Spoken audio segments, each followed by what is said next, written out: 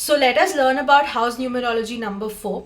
Before I actually tell you whether number 4 is unlucky or not favorable in terms on a general note, let me first tell you what exactly are the attributes associated with number 4. So basically, when you talk about number 4, planet associated with this number is Rahu. And when you learn about Rahu in detail, Rahu basically, one in a mythological perspective, is the head of a body. It does not actually have a body that is attached to it.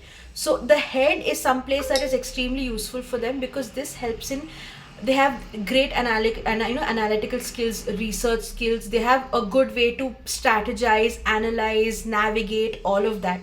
But when it actually comes into executing these ideas or thoughts or communication aspects, they don't really know how to do it.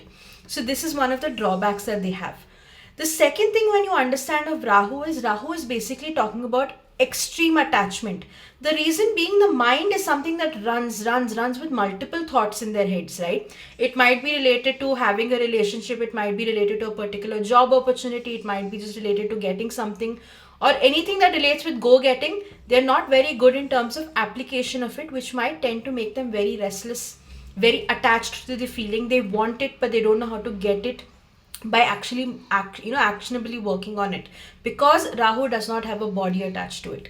So this is something that you'll be able to see: a lot of restlessness, a lot of tiredness because of the overthinking, a lot of strategizing. If people associated, or anybody who's associated with this number, or even a person living in a house associated with this number, you will be able to see, if they're in jobs where they're required to spend more mind energy than their physical energy into doing or getting a work done, they will be one of the bests in their fields. But like I said, if they go into any fields where, a professional field where they're actually required to do manual work, or actually execute it or do it in an actionable way, they will be one of the worst people to actually do it, because they do not know how to actually execute it on set. So that is one thing you'll be able to see. The next thing is that, as per mythology, when you see, like I said, when the churning of the ocean was happening, Rahu and Ketu were, like, Rahu was extremely behind getting the Amrit when it was being churned. But like you guys know, he failed to do it.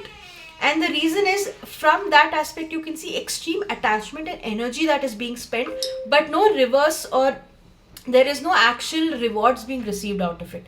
So when I mean by this, what I'm trying to say is, for a person, when you see that they're living in a house number 4, when they actually think of getting a job done, they put a lot of energy, a lot of attachment to getting results. Most of the times they might succeed, but there's an equal amount of downfall regarding the same. So just to give you a quick understanding, if you've seen any of these people that is associated in, when you see any of the people, those are associated in the digital platforms, a lot of people get instant fame, but they're also having an immediate downfall as well. The reason being, if you see, this is linked to Rahu, or the placement of Rahu in their particular astrological signs, or having a house number 4 and they're living in it as well. You will be able to see that they have the mindset to understand how to get the followers, how to have your extension and retention of followers, all of that background they know. But when you actually get into sight by posting and having it maintained without an external guidance or support system, either by a YouTube management channel or actually helping them go about editing their videos, they won't be able to make it, because their whole energy just deals with the mind. The application aspect doesn't work for them. So this is one of the major drawbacks that you get.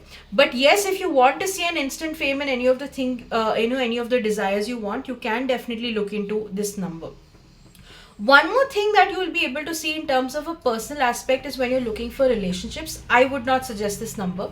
The reason being, like I said, the mind knows where to go to look for possible spouses. Either being, if it was an arranged marriage, you will look for matrimonial sites, you will go on, these dating apps to find a suitable partner, all of those things, But actually getting it into the reality is something that they lack in, because when they actually go on the date, they already have so many assumptions of what they want, what they will. They kind of push it too forward, where the relationship might suffer or might not even go further.